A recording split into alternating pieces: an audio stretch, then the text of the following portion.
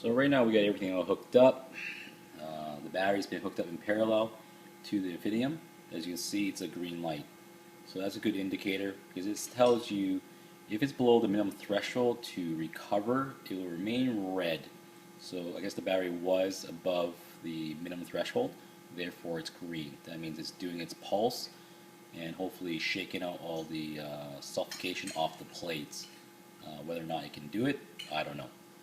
So this is a manual dumb charger. It does have some electronics, so I might have to cycle it a few times because you see this green light. It shows that the charge is complete. Ideally, it should be above 14.7 volts to be above the charge of the battery. Otherwise, it won't accept. It won't build up enough force to, go inside of the battery and do its job and cycle up. As I've measured already, it's currently, I believe, 13 something, which is a floating charge. It's not actually a forward movement where it can push enough force or current, voltage in there to do any practical work. Let's see what it says right here. So this hunting that you see is atypically not a good sign.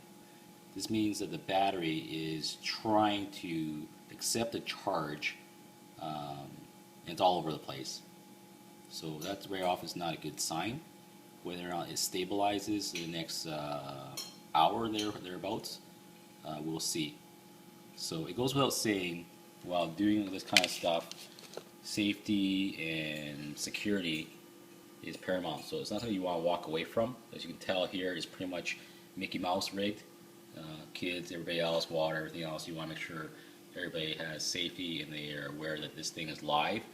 Currently it shows it's something like, sorry for the light, drawing 9.2 watts on this meter. So we're going to see in the next hour or so while I eat dinner.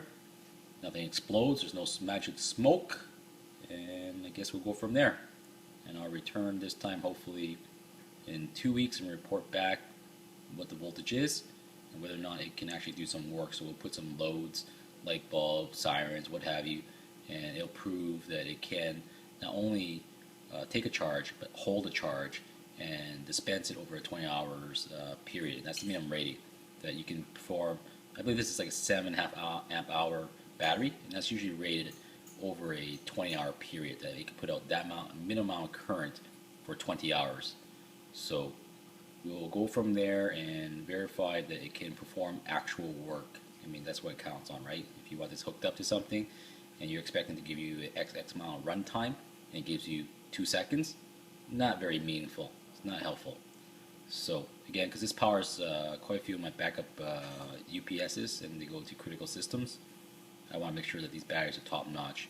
But regardless whether this is it passes all these Mickey Mouse tests that I have, I actually won't be putting it in production because this is like underwear. You wear it out, you throw it away. It's not something you want to be relying upon in a critical system.